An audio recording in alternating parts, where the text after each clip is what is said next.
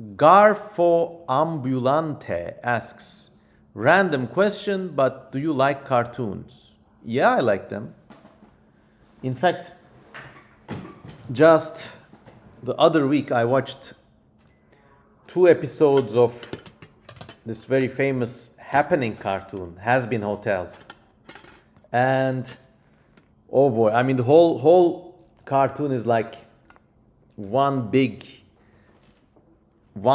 episode of okay, hear me out. All the characters are a little jaded. They do sing-alongs. They're meant to be demons or sinners or something. But they're all very jaded. They're all very sharply dressed for some reason. And it's obvious to see that there's a sort of quasi psychosexual appeal to cartoons. I mean, they are the first animated moving characters that kids usually get to watch. And then when cartoons start getting made for adolescents, or let us say people who are legally adults, then strange things begin to happen. I'm talking about cartoon characters like Jessica Rabbit in Who Framed Roger Rabbit. Especially female characters, they do things to whoever's watching. Some male characters too. I mean, there's a kind of weird dark allure to characters like the warden from that degenerate Cartoon Network series, Hyper Jail. And in Hazbin Hotel, you see a lot of that happening with the radio voice demon character named Alastor. And if you go to YouTube, there's all sort of video essays about, oh, is Alistair a psychopath? What's Alistair's deal? What's his shtick? And it's like, I mean, the writer's a woman, so it's clear to see that this character was like created for people to fawn over. He's this sort of self-involved, kind of like debased and dejected Sigma male archetype. You know, he can do everything, he just doesn't want to. And he's very smooth. Yeah. So characters like that, I think, are a psychosexual trope in Western animation, let us say. You got characters like the Warden. You got characters like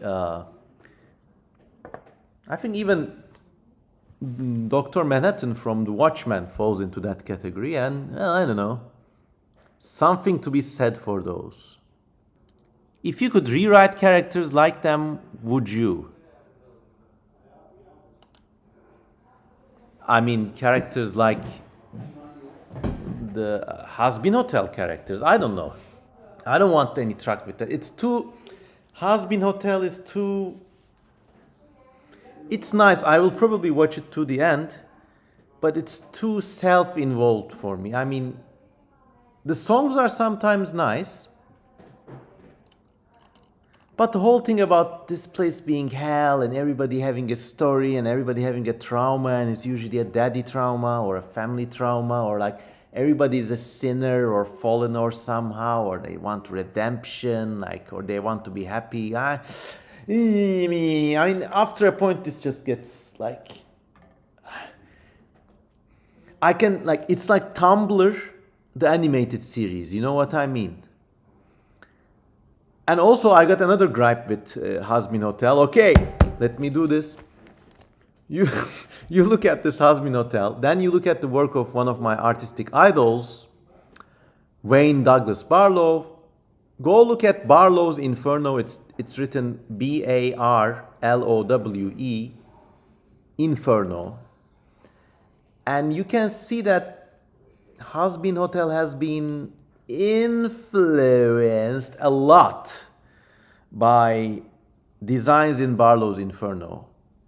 You can't really put your finger on it because there's nothing direct, But it's like they used all of Mr. Barlow's Inferno art for mood boards, and they kind of simplified it and like kind of CalArtsed it a bit. So naughty. But then again, yeah, I guess it's kosher too. I don't know. The Omega Waller says, I have never wanted to bang a cartoon character. Maybe I'm weird. No, you're totally normal. Look, in this day and age, this is the era of BreadTube and stuff like that. In a stream, I don't ever want to talk too intensely about cartoons or sexuality together, if you know what I mean. This being said, I had 2 instances, maybe 3 instances. I had 3 instances. Let's do this.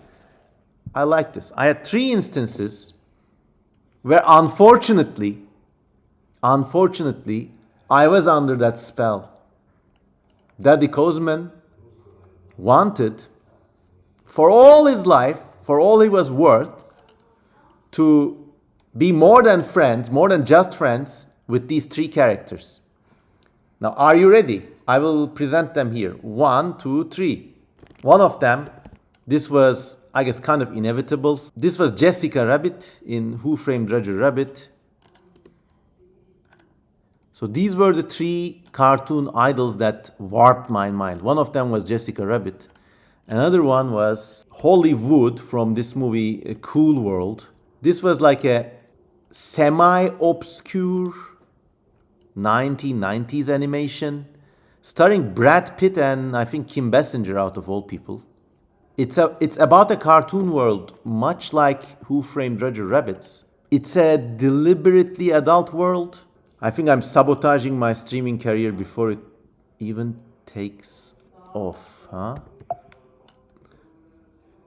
So this was my second cartoon crush. It is what it is, man. It is what it is. And go watch this movie. It's called The Cool World. It's like a very weird movie. The director is also like a very cool, eccentric guy, Ralph Bakshi. The third major arcana, let us say, was, well, it was in that one Pearl Jam music video, Do the Evolution. And in it, there's this one crazy brunette chick that just, oof. I hope we don't crash Discord with all this heavy imagery we are laying on here. So yeah, this was my look at it. I mean, just take a screen cap, whatever. Yeah, these 3 ladies I unashamedly and perhaps inevitably had feelings for when I was first watching them. In fact, I think they formed the core of my taste in women. So, yeah, make of this what you will. I mean, yeah. We're drawing Gimby, the alien creature here, when boom, all of a sudden, from deep in the subconscious, these things come out. But they're always there, like invisible mountains, and I think male or female, everybody has them. These psychosexual archetypes that you feel you spend your life chasing, and you search for them in the flesh of living, breathing human beings.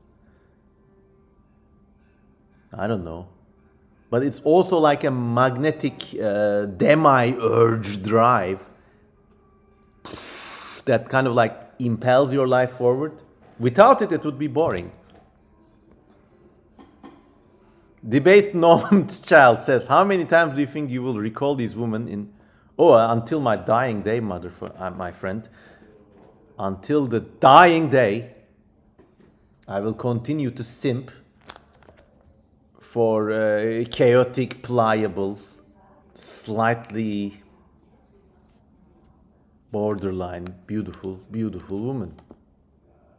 And I'll do it proudly. As Eminem says, I'm a freaking simp. I say it proudly. Here, tell these people something they don't know about me. Yes. Yeah, the C.M Kosemen stream crashed and burned pretty fast.